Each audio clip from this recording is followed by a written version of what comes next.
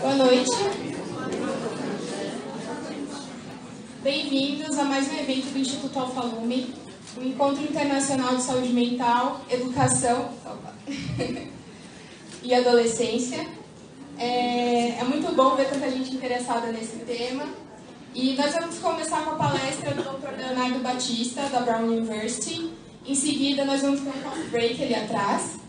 E na volta, a gente tem um painel de apresentação do projeto Cabeça Legal.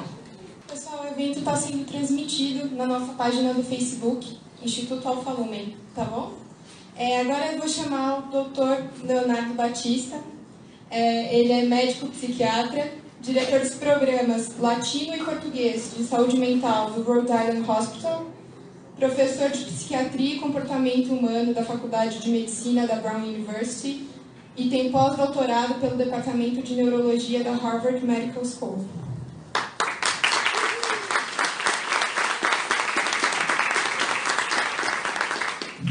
Boa noite a todos. Bom, gente, é um prazer estar aqui com vocês. Obrigado por terem saído de suas casas, ter vindo aqui prestigiar o nosso evento. Bom, queria começar lembrando uma data, que para mim é muito importante, uma data histórica também. Alguém já ouviu falar nessa data? O que é que ela significa, o 14 de julho? Pessoal que gosta de história aí, alguém sabe o que é o 14 de julho? Opa, quem falou? A queda da Bastilha. A queda da Bastilha é o quê? Momento máximo da Revolução Francesa, né? Liberdade, igualdade, fraternidade, celebração de novos valores, da vida como a gente conhece hoje. E também na minha família era o aniversário do meu avô, 14 de julho, seu João Moura. Assim, nós somos cearenses, né? Cearense assim, sério, né? Era muito afeito, muitos abraços, assim como eu e a Nuri. Ele era um cara bem serião, assim, tinha 7 filhos. E é aquele cara que todos os filhos querem agradar o pai, que querem ver ele sorrindo uma vez. Mas tinha uma vez no ano que ele sorria. Era o 14 de julho. Ele adorava o aniversário dele. Ficava feliz, tomava uma, cantava, era cantor. Então ele celebrava a vida ali.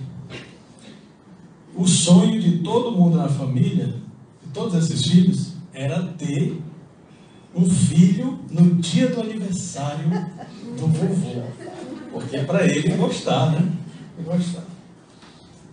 Aí quis Deus que na manhã de 14 de julho de 78, quem veio ao mundo? Eu. A minha mãe acordou de manhã, de parto natural, com o teu bolso e tudo. Você vê o poder da mente. E então, lá vai o seu João Moura, de 7 filhos, devia ter uma dezena de netos. Nunca tinha ido na maternidade para ver nenhum dos netos, mas foi nesse dia. Feliz aniversário dele. Chegou. O que minha mãe não contava é que ele chegou do lado do berço e perguntou: como é o nome do menino mesmo? Leonardo. Ele é João. Ah, é bonito também.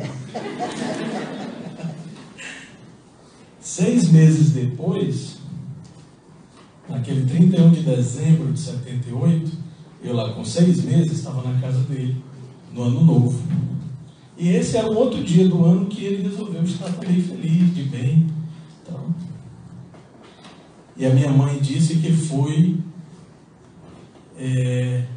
um dos elogios, uma das únicas vezes que ele fez um elogio a ela. Esse dia ele olhou para ela e disse: você é uma filha e tanto. Certamente foi um dos melhores elogios que ele ouviu, e infelizmente foi o último. Naquela noite o vovô João Moura se suicidou. Então, gente, eu estou aqui para dizer e para levantar esse tópico: até quando todos nós vamos ter que ser abalados ou ter as nossas histórias marcadas por histórias tristes, né, como essa? E perpetua-se numa família. impacta virtualmente a vida de todos nós.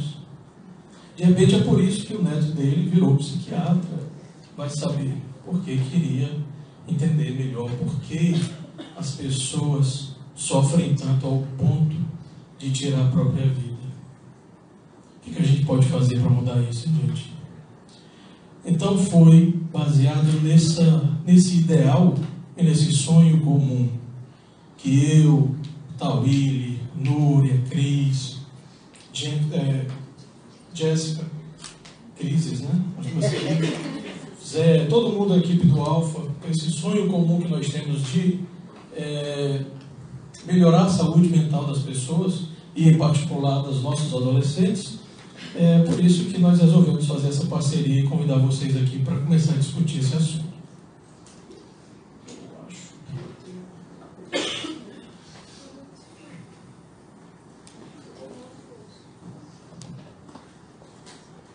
Botar em algum lugar? Opa, achou.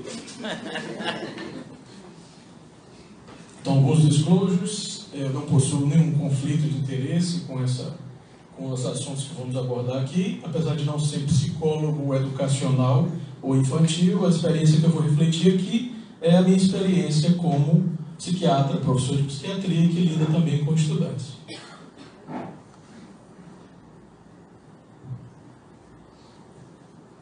Bom, os objetivos da nossa conversa hoje: orientar sobre problemas de saúde mental presentes com frequência na vida dos estudantes, tá? Discutir intervenções frente a situações de risco iminente ou emergências, e até a gente saber identificar quais são as situações de risco iminente e emergência. Se você vê uma pessoa com uma fratura exposta, com o braço quebrado, você sabe. Mas se você vê alguém com uma dor que está, às vezes, obscurecida pelo silêncio, né? Às vezes você não sabe mensurar.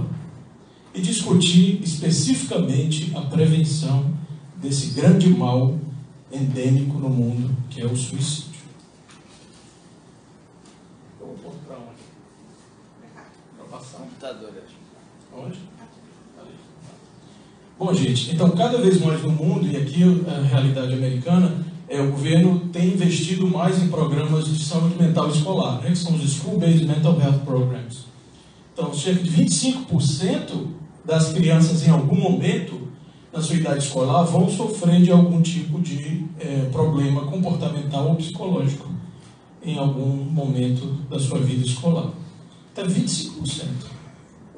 E esse número cresce assustadoramente com alguns fatores de risco, dentre eles problemas de saúde mental em casa. O pai ou a mãe sofrendo de depressão, ansiedade, e a criança exposta aqui, chega a subir o risco de até 61% da criança de sofrer em algum momento também de um transtorno de humor ou de uma depressão. A severidade do problema, gente, está diretamente relacionada ao nível de atenção que a criança vai receber. Então, muitas vezes, infelizmente, por uma série de motivos, estigma, falta de plano de saúde, falta de cobertura de saúde da rede pública adequada, ou seja o que for, o momento principal para se detectar, orientar, prevenir e tratar vai ser a escola. E muitas das crianças e adolescentes vão ter na escola como único reservatório, o único local onde elas vão receber as primeiras atenções à sua saúde psicológica e mental. Alguns estudos sugerem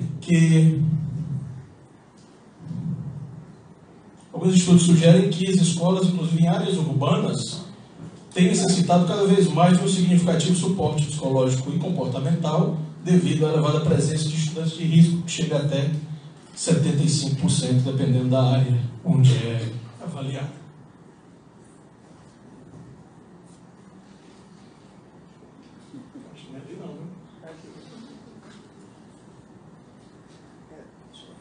Bom, agora vamos começar a falar um pouco sobre os transtornos psicológicos mais comuns, tá?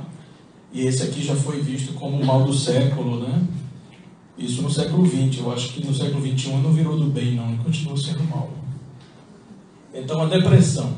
Vamos falar aqui especificamente dos adolescentes, e depois, se vocês tiverem dúvidas como ela se apresenta no adulto, a gente fala também. E se houver alguma grande diferença entre o adolescente e o adulto, eu falo para vocês.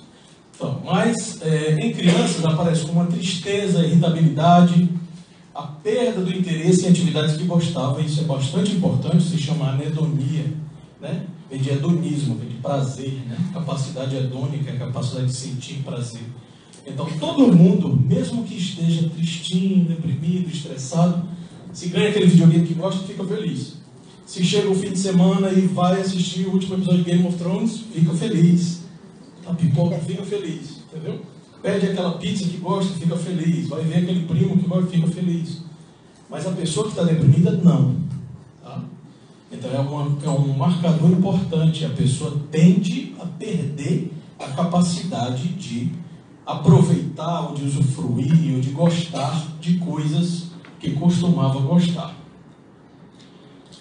Piora no rendimento escolar, né? Isso é bastante visível, geralmente. Vocês sabem disso mais do que eu, que trabalho na escola. O absenteísmo, ou seja, começa a faltar aulas, falta mais, ou não quer se levantar de manhã para ir à escola. O isolamento. E muito particular das crianças e adolescentes, gente, são alguns sintomas físicos. As pessoas que têm mais idade, os adultos, as pessoas que são mais, como a gente chama, psychologically minded, são pessoas que têm o equipamento psicológico já funcionando já a todo vapor, então você tem maior capacidade de transmitir ao outro o que você está sentindo. Não, me deixa em paz que eu não estou querendo conversar. Não tenho energia, não tenho interesse, não estou sem fome. Às vezes a criança e o adolescente vai se manifestar na forma de sintomas físicos. Mãe, minha barriga está doendo, minha cabeça está doendo. Tá? Vamos levar para o neurologista, vamos levar para o pediatra, para o gato. É difícil para a criança interpretar essa inquietude da incerteza do que é que está sentindo. É tristeza, é ansiedade. Então, o cérebro, assim como a febre é um sinal de alerta para dizer que tem alguma infecção acontecendo, às vezes a dorzinha da barriga e a dorzinha de cabeça é um sinal de alerta para dizer ao papai e à mamãe que tem alguma coisa acontecendo na cabeça. Sintomas físicos e piora no comportamento, até mesmo agressividade. Gente, nós estamos falando aqui de uma doença, depressão. Nós não estamos falando aqui do temperamento de alguém. O temperamento é algo que se define no começo da vida. A personalidade, ela vai se desenvolvendo com o tempo. Então não é a pessoa que é agressiva, é a pessoa que está agressiva. Tá? Nós não estamos falando da pessoa que tem dor de barriga, a pessoa está tendo dor de barriga. E, na verdade, o diagnóstico de depressão são esses sintomas quando a gente olha para as últimas 2 semanas da vida da pessoa. Tá? Não é, meu filho sempre foi assim. Isso pode ser, são outras coisas. Tá? Então, nós estamos falando, por exemplo, no espaço curto das últimas 2 semanas, se essas mudanças têm acontecido. Mudanças no apetite, no peso, não quer comer, sono, pode ter mais, pode ter menos, energia está muito baixa, a atenção muito ruim. Isso acontece com os adultos também. As pessoas às vezes chegam no meu consultório com depressão e ansiedade e dizem que a memória está horrível. Eu não me lembro de absolutamente nada. Mas a pessoa sequer para de mover as mãos. Está tão ansiosa. Você imagina, é como uma mesa que está toda bagunçada. Você quer achar algum papel, você vai demorar 2 minutos. Se só tiver aquele papel que você precisa, você vai achar em 2 segundos. É a mesma coisa, acessar potencialidades no cérebro quando você está com ele bagunçado. Isso vai demorar. A atenção diminui, a concentração, a memória, tá? Então, interesse que a gente falou, né? Naquela capacidade de gostar das coisas. A culpa. A pessoa se sente culpada. Ah, mas eu só estou dando trabalho. Talvez os outros ficariam melhor sem mim. Pensamento de morte ou suicídios. O pensamento de morte, qual é a diferença disso para suicídio? O suicídio não necessariamente é uma intenção de se matar, mas é a intenção de não estar mais ali para não sentir a dor. É diferente. Mas também preocupante, porque uma coisa pode levar a outra. Tá? Qual é a diferença de comer e ter fome? Um sentimento, outra ação. Tá? Agora, a pessoa que tem fome o dia todo, ela tem alto risco de ingerir comida em algum momento. Tá? Assim é a pessoa que tem o desejo de dormir e não acordar mais. Aquilo fica todo dia. A um ponto que a pessoa começa a chegar perto dos passos de execução. Que é o quê? Fantasiar o próprio velório, começar a ir no Google e pesquisar, encontrar formas letais de se machucar, e assim evoluir.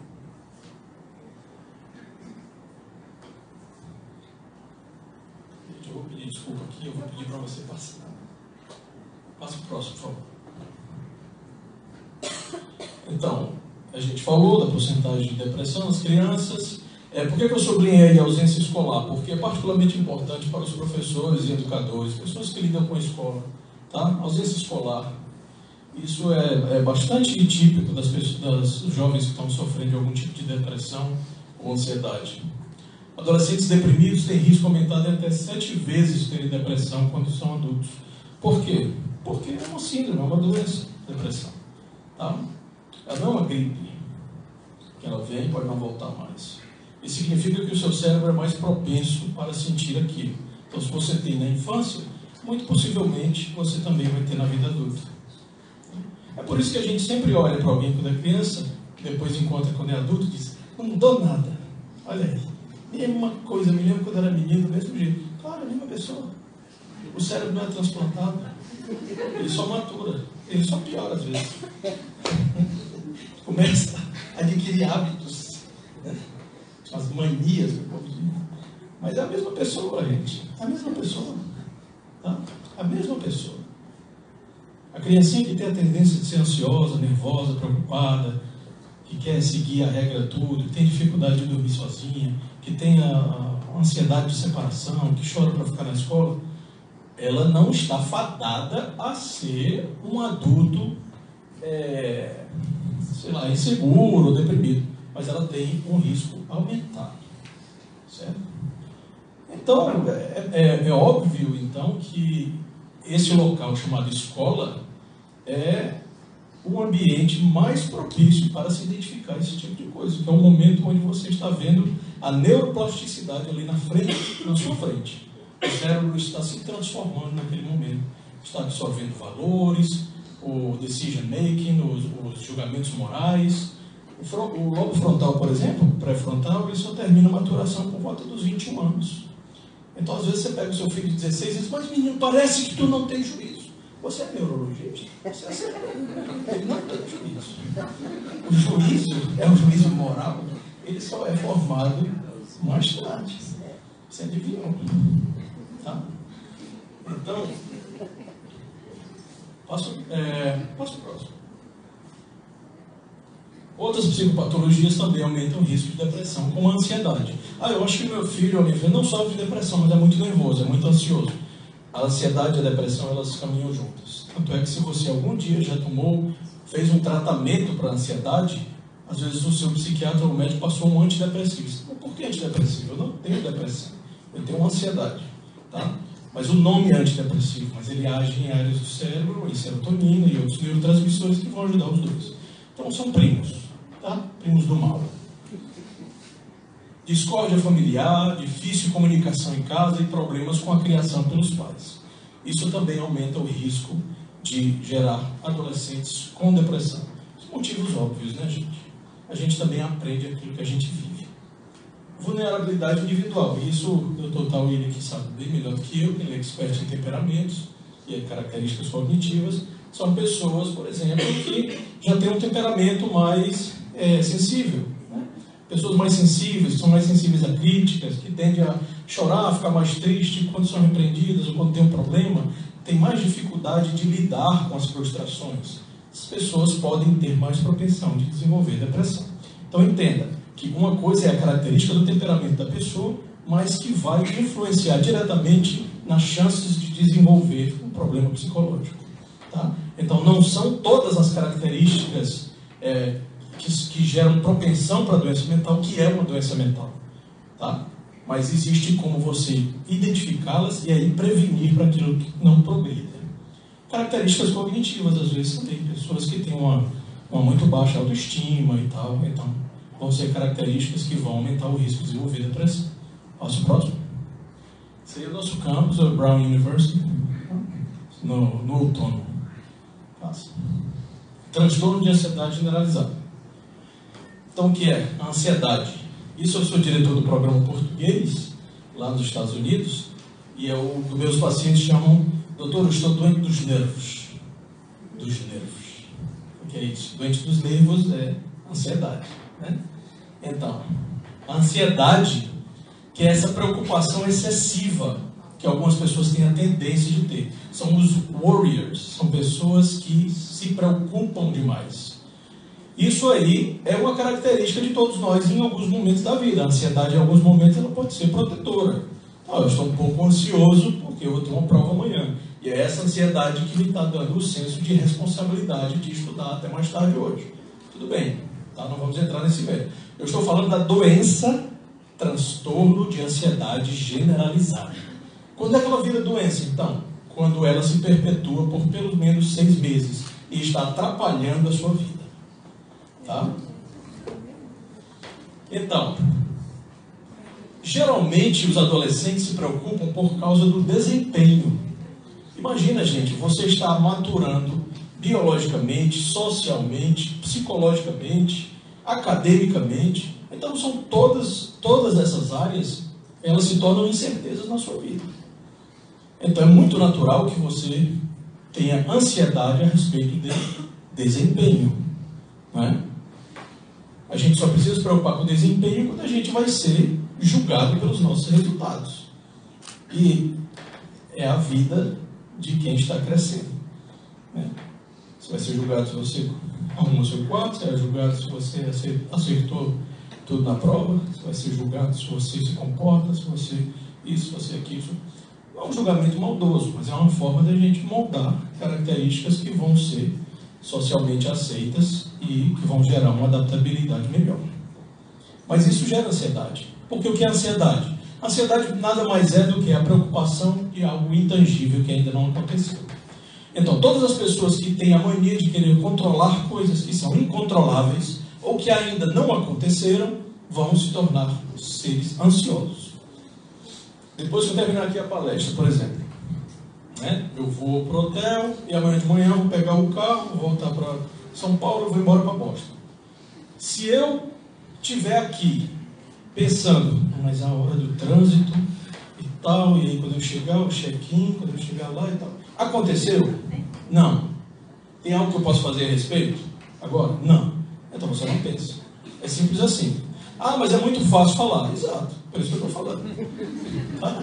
A sua obrigação é fazer. Né? Agora, isso a gente fala para si mesmo, tá, gente? Essa autoterapia a gente tem que fazer todos os dias. Tá? Então, quando eu estou falando com um paciente ansioso no consultório, então, está falando de 300 problemas ao mesmo tempo. Sequer consegue encostar as costas na cadeira, vem para frente assim, como quem quer transmitir ansiedade para mim. Não, fica aí. Aí eu digo, mas me diz uma coisa, essa conta aí é quando mesmo? Não, é agora, dia 30. Certo. E esse negócio aí do trabalho é quando? Não, aí é amanhã, tem... Me diga uma coisa, qual é a única coisa que é real na sua vida? Ah, tudo isso é real. Não, não é real. Aconteceu? Não. A única coisa que é real na sua vida é que você está sentado nessa cadeira, com os 2 pés no chão, quase esbaforida, falando comigo. Essa é a única coisa que é real na vida de vocês, hoje, gente, é que vocês estão sentados aí me ouvindo. Nada mais é real. O que passou 1 segundo antes de eu fazer essa pergunta não existe mais. É uma fantasia. São vários produtos químicos impregnados numa área do cérebro chamado hipocampo, que a gente chama de memória. É uma fantasia que o cérebro cria para dizer que existe algo presente. Mas não existe. A única coisa presente é que o seu bumbumzinho está sentado no colo. Essa é a única realidade. Se você pensar demais no passado, você vai desenvolver o quê?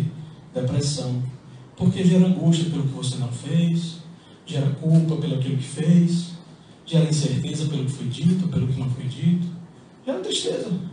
Por quê? Porque é uma competição que você está fadado a perder. O fantasma de você de ontem, ele não existe mais. Como você vai lutar contra isso? A mesma coisa é a ansiedade. Você vai perder. Porque você está tentando programar o seu cérebro para controlar algo que ainda não aconteceu. E o cérebro é físico. Ele é matéria. Ele é tangível. Ele só entende coisas que são programadas para ser entendidas por um ser humano. Explique Deus, explique a fé, explique, sei lá, o ar, a existência do ar mesmo sem ver. É difícil. São coisas difíceis para o cérebro, gera ansiedade. Contato com essa toalha, isso é real. Por isso que nas aulas de meditação e mindfulness é viver o momento. Porque isso é real. O cérebro entende, acalma. Voltar para o básico, primitivo do cérebro é o que acalma a gente. Pode passar. Então, quando o adolescente ou jovem é ansioso, ele tem um pensamento típico chamado de catastrofização. É um pensamento catastrófico. Você pega uma verdade ou uma semi-verdade e você amplia de uma forma catastrófica. Algo terrível vai acontecer. Quando a gente está ansioso, eu não sei porquê, como o pânico. É como se alguma coisa horrível fosse acontecer. Futuro. Lembra que a ansiedade é a tentativa de controlar algo que ainda não aconteceu. Eu vou falhar. Não, eu vou falhar. Eu vou subir naquele palco, eu estou com calor, eu moro há 12 anos nos Estados Unidos, vai ter palavra em português que eu vou dizer errado, o povo vai rir, vou falhar. Catástrofe. Eu faço tudo errado. E aí você, como profissional de saúde mental ou educador, você vai ajudar o estudante a refletir se aquela frase é realmente real. Né? É a terapia cognitiva comportamental. Então vamos analisar isso. Realmente você faz tudo errado? Foi fazendo tudo errado que você chegou até aqui?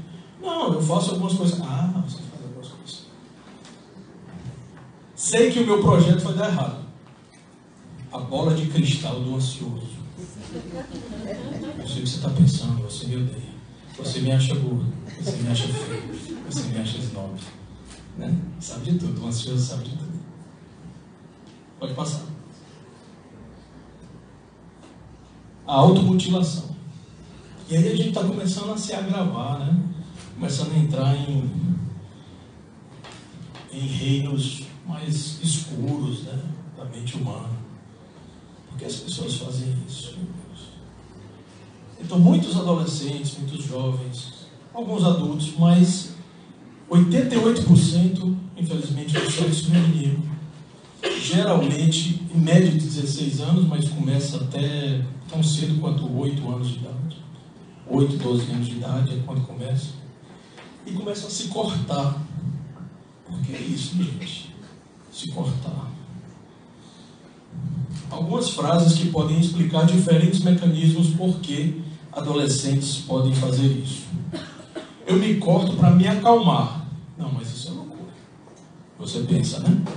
Não, mas ele está dizendo que se corta para se acalmar. Tá? Não importa o que você acha, ele está dizendo que faz isso porque precisa se acalmar. Então você só pode imaginar que aquela ansiedade ela é tamanha que a pessoa não tem capacidades cognitivas ou comportamentais para se ajustar ao momento de ansiedade e ela tem que fazer alguma coisa física. Lembra que eu falei? Respirar. É o que o seu professor fala, é o que a sua mãe fala, é o que o seu psicólogo, o seu psiquiatra fala. Intuitivamente. Respira, respira. Né? A gente, o ser humano, é muito assertivo, né? A gente é muito inteligente. Mesmo sem saber por que, a gente manda a pessoa respirar correto. Você está oxigenando o cérebro, você está enchendo os pulmões, você está soltando. Você está se focando em algo que você pode controlar. Tá? Fazer um toque gentil nas suas mãos, orar. Coisas positivas que você pode fazer para controlar e aí sim afundar, anular os sentimentos negativos que estão te corroendo. Algumas pessoas não sabem essas técnicas. Ah, mas quem é que não sabe que tomar banho respirando? Acredite. As pessoas não sabem. Quando você está num momento de crise, você não pensa. Você faz aquilo que é automático. E para algumas pessoas é automático comer. Para outras pessoas é automático chorar. Para outras pessoas é automático se cortar. E agora? Vamos lidar com isso. Lide com isso. Tá? Porque a pessoa vai continuar se cortando, quer você ou não. Então, ela está dizendo que eu me corto para me acalmar. Então, escutamos isso e agora vamos trabalhar em formas alternativas de ajudar esse adolescente a se acalmar. Tá? Eu me corto por raiva de mim mesmo. A automutilação ela é algo destrutivo, né? Eu tenho raiva de mim mesmo. Por quê? Porque eu me sinto perdedor. Aí tem pensamentos catastróficos. Eu acho que eu desaponto todo mundo. Pensa que é um peso na vida dos outros. Eu tenho raiva de mim mesmo. Vou me cortar. Para sentir algo, ou para ter controle sobre algo. Tudo isso aqui, gente, são coisas que eu já ouvi muitas vezes me falar. Pacientes, tá? Para sentir algo. Você não faz assim. Você sente algo. Gente, não é a sua cabeça, é a cabeça do outro, tá? Assim, você quer ficar doido, é você tentar entender ou funcionar com a cabeça do outro. A gente, quando escuta, a gente aceita o que está escutando. A gente não debate, tá? A gente aceita, dá apoio, dá a mão, previne, trabalha junto, mas a gente não faz a pessoa se sentir idiota por estar fazendo algo que você não faria. Não é assim que funciona, tá? Então, para sentir algo, ela já falou, olha, tem pessoas que têm uma dificuldade tamanha de ter controle sobre as emoções, é como se eu tivesse... Vocês já ouviram o Snoopy, Charlie Brown, quando ele fala com a professora?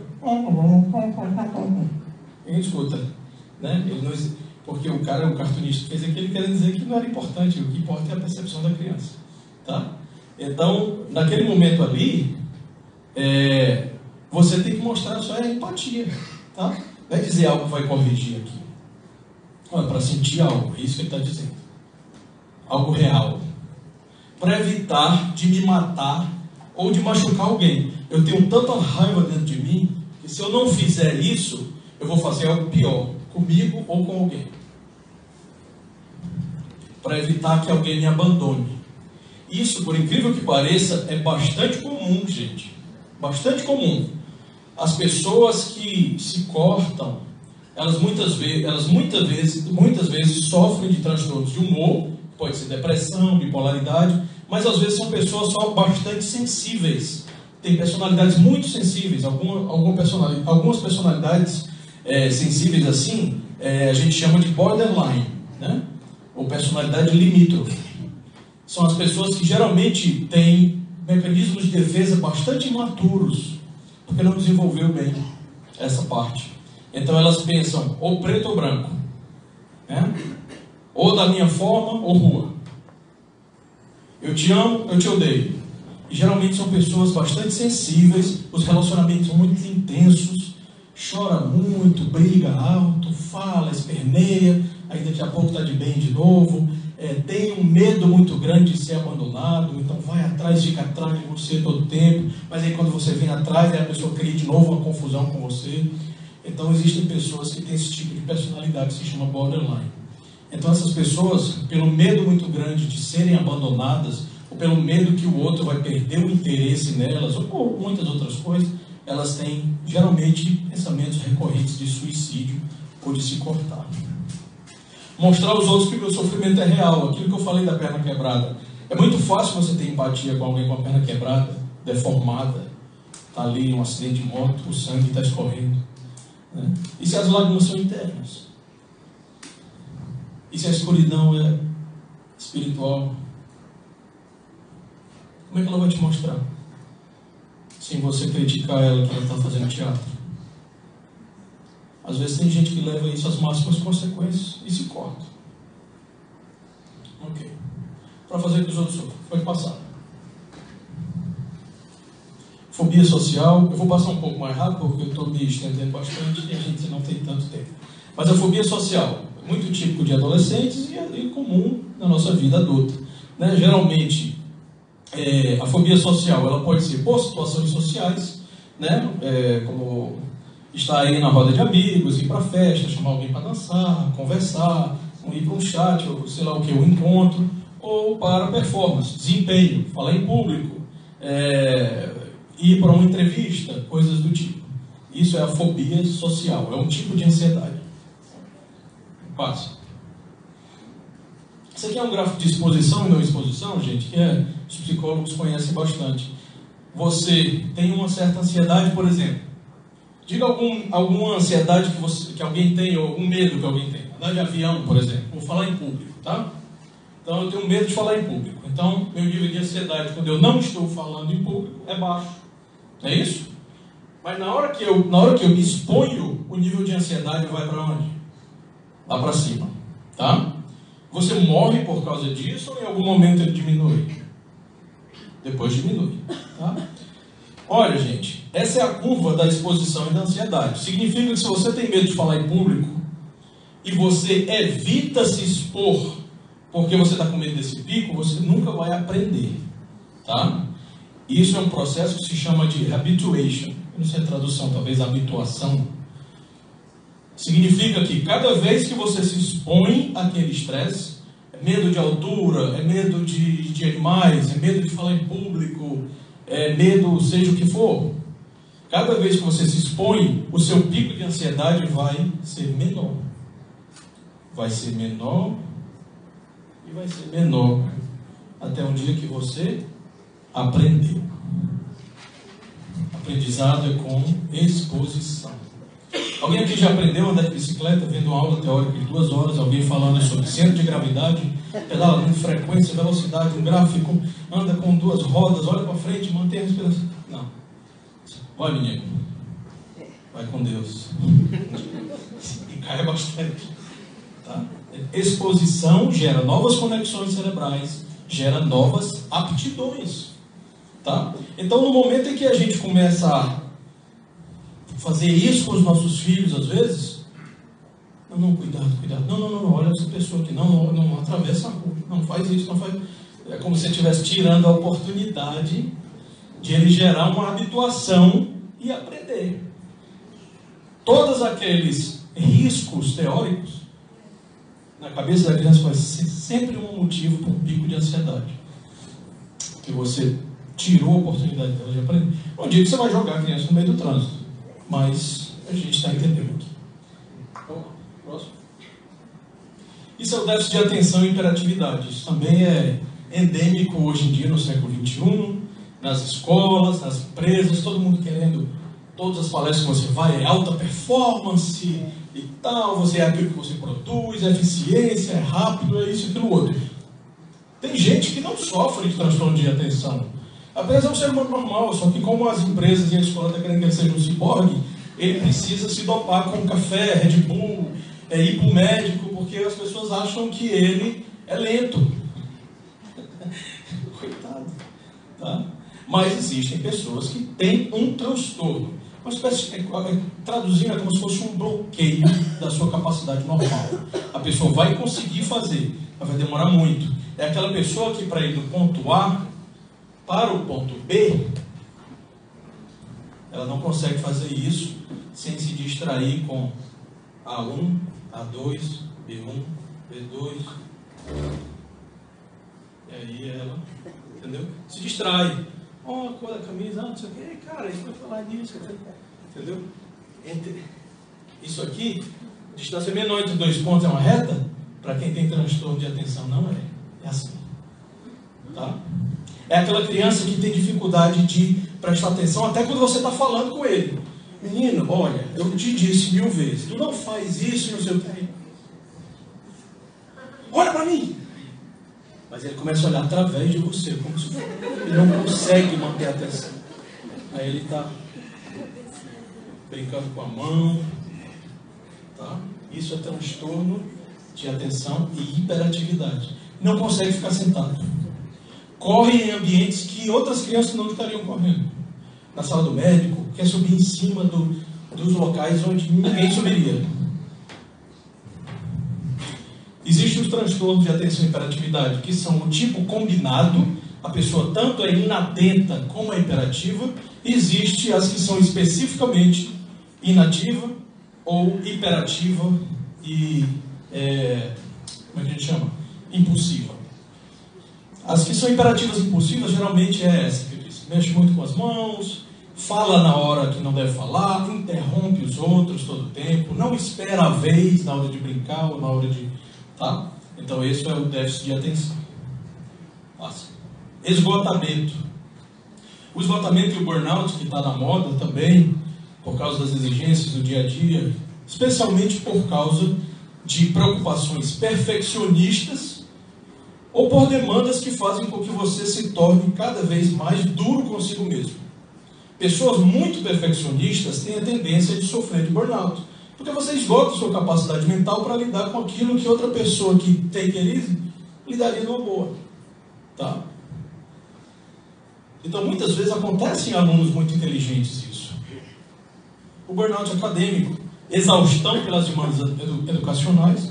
Às vezes o cara ele é tão ansioso, ele quer tanto ser proativo e produzir, que ele não sabe dizer não, ele começa a pegar muita coisa e acaba exaurindo sua energia. A inadequação pelo longe esforço e busca de sucesso acadêmico. Às vezes a pessoa está muito tempo tentando conquistar alguma coisa, que ele quer conquistar aquela medalha, mas ele não está conseguindo. Então o que vai acontecer? Às vezes o senso de inadequação, se ele não lidar bem com isso, ele vai chegar ao burnout, à exaustão. É a forma como você vai perceber que você não ainda está lá, é que vai fazer você ser alguém saudável. Se você percebe que você é um fracasso e você não se prepara bem e faz o que a gente chama de síndrome da guilhotina, bota a cabeça de novo para ser cortada e bota de novo para ser cortada, e você vai exaurir sua energia com isso. Pode passar. E agora é o inverno.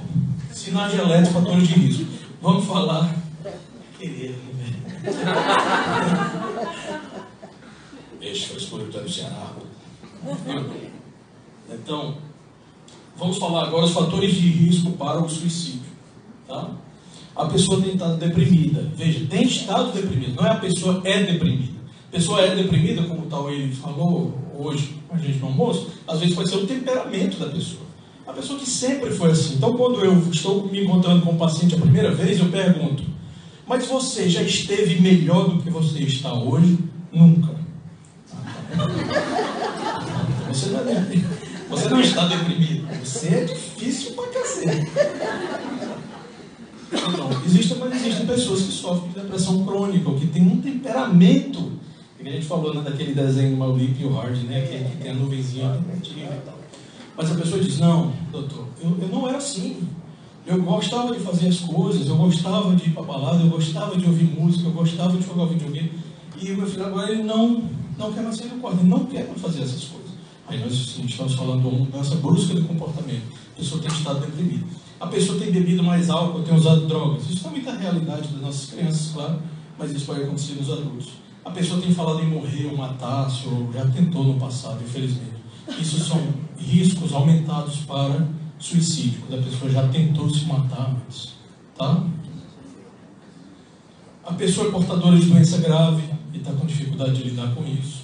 E a pessoa tem tendência a ser impulsiva ou agressiva, ou tem acesso a formas de se matar. A gente não deve ter armas em casa ao alcance de crianças. As balas não devem estar nas armas. Remédios prescritos não devem estar ao alcance das crianças sem ser trancados. Todas as coisas que podem causar dano acidental ou proposital não devem estar ao alcance das crianças. Passa. Estou cortando. Então, coisas que os adolescentes falam quando estão deprimidos. Os que falam, que alguns não gostam de falar e não dizem nada, que é mais difícil. Eu preferia estar morto, eu não posso fazer nada, lembra da catástrofe? Eu não aguento mais, eu sou um perdedor e um peso para os outros vão ser mais felizes sem mim. Faça. Escute, gente. Gente, às vezes é a única coisa que você pode fazer. Ah, mas eu não sei o que dizer. Escutar não envolve dizer nada. Por isso que um é com o ouvido, outro é com a boca. Então escute. Tá? Porque a gente, quando não sabe o que fazer, ou quando não quer se envolver com aquilo, a gente inventou desculpa, né? Não, eu não vou gastar com aquilo, porque eu não sei o que dizer. Isso não é você, vai escutar. A pessoa começa a falar em autodepreciação. Pelo menos vocês não teriam mais que me aguentar. Eu não estou falando da sua mãe que falava isso quando você era criança, você dava trabalho. No dia que eu morrer, vocês não vão ter. Isso é uma outra entidade que a gente pode discutir, uma outra situação. Tá? Essa aqui, de autodepreciação, ela é diferente. Ninguém entende o que eu sinto. Gente, que coisa triste isso aqui. Ninguém entende o que eu sinto. Desamparo. Você imagina você estar dentro da sua própria casa, ou com seus amigos, ou com seus colegas do colégio, e você imaginar que aquela linguagem sua ninguém entende? É por isso que as pessoas às vezes desistem de viver, gente. Olha, eu estou com algo gravíssimo dentro de mim que eu não consigo explicar, e o que eu falo as pessoas não entendem. Você está só. Está desamparado. Então, a tarefa da gente é ouvir. Tá? Primeiro passo é ouvir. Eu não tenho motivos para viver. Eu estou tão cansado de viver. Eu queria poder dormir e nunca mais acordar. O desapego à vida. As pessoas que estão começando a ter ideias de sair da vida, elas às vezes querem doar as coisas, não tem mais interesse nos brinquedos, nas roupas, nas coisas que eu gostava de fazer ou ter. Não encontrou mais motivos para viver. Não existe mais nada a ser feito. Desesperança. Passando. Então a gente escutou, tá? A gente ouviu o conteúdo, mas a gente tem que prestar atenção também nas emoções da pessoa. É o que eu digo para os meus alunos da psiquiatria. Eu disse, não é tudo o que a pessoa fala é que é o mais importante. Às vezes, como ela fala, em que contexto ela fala. Tá? Às vezes chega o paciente lá na emergência psiquiátrica e porque o cara usou droga e está bêbado e não tem onde ir. Doutor, se não me admitir, eu vou me matar. Cara, eu espero que você não faça isso, mas não vai ficar aqui não. Tá, mas doutor, ele está dizendo que vai se matar. Então, eu entendo, não é o que se diz, mas é como se diz, é o contexto, tá certo? Então, se você tiver atenção suficiente para observar a criança, você vai entender o contexto de vida dele. Você vai saber que aquilo não é normal. Tá? Atenção às emoções da pessoa. Algumas pessoas falam pouco sobre si. Então, às vezes, o conteúdo não vai ser algo que você vai ter para julgar, porque a pessoa não te dá muito. Ela não fala muito. Ela parece deprimida, ansiosa ou sobrecarregada. Aí agora vai na sua intuição, que a gente falou, o sentido aranha que nós temos quando temos contato com pessoas que a gente ama. Ela vem chorando mais do que o normal, tem estado mais triste, está aborrecido o tempo todo. Sempre são mudanças de comportamento. Passa. Mudanças de comportamento. Não tem mais interesse, já falamos. Passou a falar, pesquisar, ler ou escrever mais sobre morte, temas escuros, temas negros, temas de guerra, de violência, de matança, de se preocupando com coisas assim. A pessoa está mais isolada, apática, mais calada, porque ela não sabe mais o que dividir. Tudo que sai da boca dela é difícil. Ela começou a ser julgada por aquilo já. Ela acha que ninguém entende mesmo, vou ficar na minha. Vem dando seus objetos de valor, tem comprado armas ou remédios e visitado os lugares propícios. Isso mais os adultos, né, quando querem se matar. Felizmente, por isso que a Golden Gate Bridge, aquela ponte famosa de São Francisco, é o ponto turístico onde há mais suicídios no mundo. É aquela ponte de São Francisco, as pessoas saltam de lá. Gente, o que não dizer? Tudo bem, você não sabe o que dizer, mas eu quero que você aprenda o que não dizer. Tá? Ah, não é tão ruim assim. Escute o que eu estou dizendo, isso vai passar. Na cabeça de quem está deprimido, você não entende, então não está me ouvindo. E às vezes o que você vai ouvir dessa pessoa, sabe o que é? Quando você diz isso, assim, ok. Ela está pensando, não tem ideia do que está dizendo. Você não tem nem energia para tentar te convencer com isso. Tá? Você está tão fora do tópico que é difícil até ter energia para te convencer. Isso sim, está em verde. Você não está sozinho. Escuta, eu estou aqui para te escutar, para te ajudar. Você não precisa ter um plano, 30 páginas e tudo. Isso não é um projeto científico. Você não vai construir um foguete junto. Tá? Você está ouvindo uma pessoa que está desesperada. Escute. Olha, eu posso não saber exatamente o que você está sentindo, mas eu quero ajudar da melhor forma que eu puder. Não vai dizer, eu sei exatamente o que você está sentindo.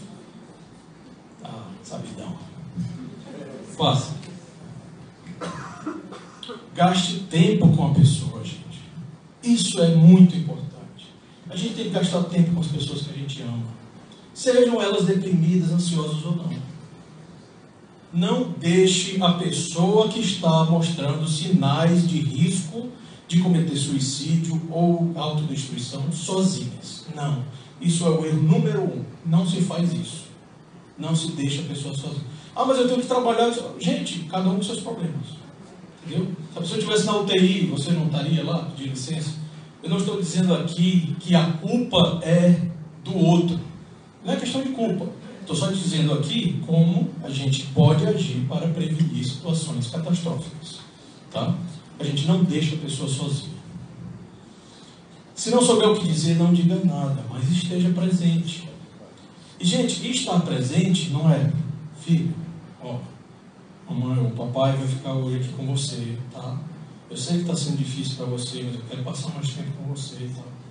Você está aqui e ficar no Instagram, viu? Bicho. Aqui, viu? Não é isso não, tá, gente? O outro se sente pior do que nossa, eu estou tirando até o lazer da pessoa, o cara não consegue nem mexer no celular, tem que me pegar com a mão. Tá? Seja legítimo, mostre o que você está sentindo, você está preocupado, largue a porcaria toda. Perca tempo com a pessoa. Livre-se de distrações. Faça. Entender o sentimento. Você pode nunca ter pensado em se matar. Se Deus quiser, você nunca pensou em se matar. Mas seja empático com quem pensa diferente. Não diga como ela deveria se sentir ou o que deveria sentir. Sabe o que você devia fazer? Sair dessa cama, deixar de frescura e arrumar seu quarto. Desisto. Tantas coisas aí nessa frase, tá? Eu não estou dizendo que as pessoas não têm que ser educadas, não têm que gerar consequências para as coisas que fazem. Nós estamos falando de um momento de doença, gente. Estamos falando de outra coisa. Não estou dizendo como a gente deve educar os nossos filhos. Tá? Repita o que ela disser para mostrar que você está prestando atenção e que você entende o que ela sente. Olha, o meu repertório é muito pouco com psicologia. Não sei o que dizer. Você consegue repetir? Repita o que eu estou dizendo. Eu estou muito cansado, pai, de viver. Eu não consigo fazer nada certo. Parece que tudo que eu faço é difícil, é ruim, é errado.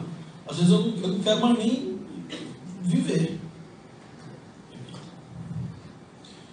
Filho, eu sei, eu talvez não saiba o que você está sentindo. Mas eu imagino que é muito difícil a pessoa pensar que não consegue mais fazer nada. Porque quando a pessoa está assim, parece que quer morrer, né? Eu só fico imaginando como é que você pode estar se sentindo. Você parece um gênio falando, e você apenas repetiu o que eu estava dizendo. Mas é bom, gente, porque a gente parece que está se conectando com o ser humano, tá? Que não tem a resposta pronta, a língua afiada, o julgamento decisivo, já pronto ali para massacrar você que já está no chão.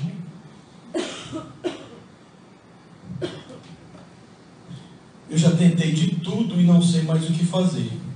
Então você responde como algo assim: eu entendo. É tão frustrante a gente se esforçar ao extremo e nada dá certo, que realmente é muito difícil às vezes a gente não pensar em desistir. Exato, pai, é assim mesmo que eu me sinto. Olha aí. Aí conectou. Tá? Gerou aquele senso de parceria que, aí, não vou me matar não, gostei desse cara. Mas é assim. O ser humano é assim. A gente, quando gera empatia, a gente gera gratidão. A gente não quer ferir. Tá? Quantas vezes eu não já atendi pessoas que tinham pensamento suicida e disse: eu não me mato por causa da minha esposa. Eu não me mato por causa do meu filho. Mas para isso, para você conquistar esse tipo de respeito, você tem que ter esse tipo de relação. Fácil. Não julgue e não critique. A pessoa com ideia suicida já se sente sozinha demais, gente. Incompreendido demais. Colocar mais pressão pode facilitar de inconsistencidade, uma tragédia. Arruma alguma coisa para fazer. Quero mais ouvir isso. Sai da cama, deixa preguiça. Em alguns momentos da sua vida você vai dizer isso, mas não vai ser no momento onde a pessoa está pensando em tirar a própria vida. Porque se você está agora ciente de como identificar fatores de risco, você vai saber como se comunicar com as pessoas em uns determinados oportunos momentos. Faça.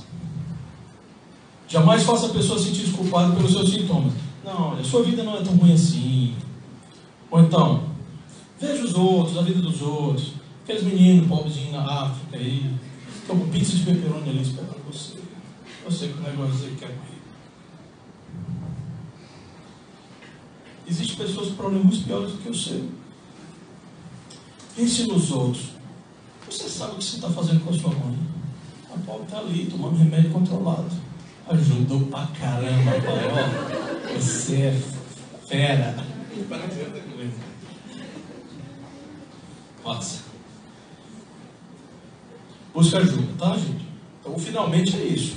Ouviu, interpretou a emoção, se conectou, gastou tempo com a pessoa, aprendeu o que não dizer, se você não aprendeu o que dizer. E aí você vai buscar ajuda. A segurança da pessoa deve ser a sua principal preocupação, tá? Não cabe a você lidar com o problema sozinho. O que todo mundo quer é botar a cabeça no travesseiro à noite e saber que o seu filho está seguro. A pessoa pode ficar aborrecida se você procurar ajuda, mas essa é a coisa certa a se fazer. A conveniência, gente, é um luxo que às vezes a gente não pode afford, né? Não pode bancar naquele momento. Psicólogos, médicos, psiquiatras, tá? Pessoas que são treinadas para lidar com isso. Existem os CAPs, existem as unidades básicas de saúde, as UPAs, o SAMU, pronto-socorro, hospital, e aqui no Brasil tem esse lugar magnífico chamado CVV, Centro de Valorização da Vida. 188, eles têm um site, e eu pesquisei aqui em São José dos Campos, né, tem realmente um lugar físico, que você pode ir de 7 da manhã às 11 da noite. Tá aí o site, se quiser. Passa. Eu acho que eu não vou. A gente está sem tempo já, né? Tá. Então, gente, eu só quero falar um pouco sobre essa moda, essa entidade terrível que tem circundado a vida dos nossos jovens, que é o suicídio copiado ou em série, que a gente chama nos Estados Unidos de copycat suicide. Isso aí foi uma matéria que saiu no Wall Street Journal no mês passado, que esse garoto, ele cometeu suicídio na sua escola, e aí depois 6 outros garotos da mesma escola cometeram suicídio naquele ano. Por que isso acontece, gente? Os estudos mostram que quando alguém comete suicídio, um adolescente, durante aqueles 12 primeiros meses, há uma chance bastante aumentada que os amigos vão tentar cometer suicídio, não importa se estão deprimidos ou não. E há um risco aumentado, mesmo para aqueles que não eram amigos, mas que eram conhecidos, de falar de suicídio, ou dizer que pensaram em se matar. Isso é a prova maior de que os jovens, eles aprendem aquilo que eles vivem. E o suicídio muitas vezes é atrativo porque ele é o escapismo puro. Ele é o escape mais rápido. E se você é algo que está maturando, não sabe como lidar com as pressões, tem fobia social, está com ansiedade sobre desempenho, está sendo criticado, está sentindo-se mal e não sabe ser interpretado ou não tem ninguém para te ouvir, e alguém apareceu com uma solução que parece milagrosa, que ele se pôs para dormir para sempre, às vezes você vai entrar nessa. É horrível, triste e simples assim. Passa. Então, isso são estudos sobre suicídio, que às vezes existe um point cluster, que são comportamentos que são aprendidos, e naquela região, naquela escola, naquela cidade, começa a se repetir quando um suicídio acontece. Existe um mass cluster, que são grupos de suicídio em massa, que podem acontecer com a população geral, quando, olha que importante, quando alguém famoso, uma celebridade, ou alguém com grande repercussão na mídia cometeu suicídio. Veja que coisa louca isso. O cantor que as crianças gostam, ou então uma série de televisão começou a ganhar grande notoriedade, aumenta o risco de suicídio na população geral. Eu disse para minha filha, olha, não quero nada a ver com essa série 13 Reasons Why, não. 13, né? 13 razões do Netflix. A glamorização do suicídio. Ah, você vai ser agora o quê? A conversa da escola, porque você tentou se matar. Que coisa horrível, gente. Vai criar um robô para ser famoso? Só logo. Tá? Então, é uma catástrofe irreparável a perda de um amigo, de um colega, de um filho. Irreparável.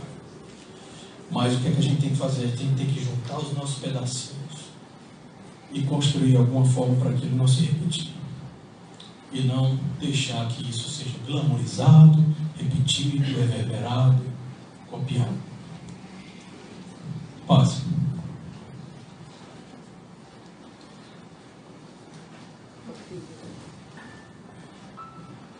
Vamos ouvir o que é que os adolescentes falam. Just like anybody else. Maybe more than anybody else. I can be hard to figure out. I like my privacy. I don't want you looking over my shoulder all the time. But you know your kid better than anybody else. And if you think he's acting different than usual, Acting really down, crying all the time for no good reason. or getting really mad, not able to sleep, or sleeping too much, Shutting her friends out or giving her stuff away. acting reckless, drinking, using drugs, staying out late, Suddenly not doing stuff he used to love. or doing stuff that's just not like him. It might be nothing to worry about. It might just be high school. Or it might be something more. He might be depressed, not just feeling down, really depressed. It might be that your kid is thinking about killing himself. It happens. More than you think. More than it should. And people say, I had no idea. I thought it was just a phase he was going through. I never thought she'd do it. I wish he'd come to I me. wish she'd said I something. wish I'd said something. When it's too late. So if you think your kid's acting different, if she seems like a different person, say something. Say, what's wrong? How can I help? And ask straight out. Are you thinking about killing yourself? It doesn't hurt to ask. In fact, it helps. When people are thinking about killing themselves, they want somebody to ask. They want somebody to care. Maybe you're afraid you'll make it worse if you ask. Like, you'll put the idea in their head. Believe me, it doesn't work that way. It doesn't hurt to ask. In fact, the best way to keep a teenager from killing herself is to ask. Are you thinking about killing yourself? And what if they say yes? Or maybe. Or sometimes, Well, here's what you don't say. That's crazy. Don't be such a drama you're queen. making too much of this. That boy's not worth killing yourself over. It's not going to solve anything. You're just trying to get attention. You're not going to kill yourself. What you do say is, I'm sorry you're feeling so bad. How can I help? We'll get through this together. Let's keep you safe. A lot of people think about killing themselves. Adults and kids. most of them never try it. But some of them do. So if your kid says, I'd be better off dead. I can't live with this. I'm gonna kill myself, Take her seriously. Find someone she can talk to about it. Someone who knows how to help. Sometimes kids want to kill themselves because something happened. A breakup, a failure. But sometimes it goes deeper, and it's not going to go away by itself. Get some help. Talk to your doctor. Or a counselor at school. Or your minister. but don't just let it drop. And make sure that your kid always has someone to turn to. Someone he trusts. Make a list together, right then. 3, 4, 5 names. Put a suicide hotline number on there too. Have him keep that list in his wallet, so he always knows where to turn. Make sure your home is safe. If you have pills she could use to hurt herself, lock them up. If you have a gun, don't just lock it up. Get it out of the house. The bullets, too. And one more thing. If you think your kid might be about to hurt himself, don't leave him alone. Take them to the emergency room. Call 911 if you have to. We all have our ups and downs, but sometimes it's more than that. If you think something's wrong, the only way to find out is to ask. Ask straight out. Are you thinking about killing yourself? Don't wait until you're sure. Trust your gut. Because it never hurts to ask. And it can make a big difference. All the difference. In your kid's life.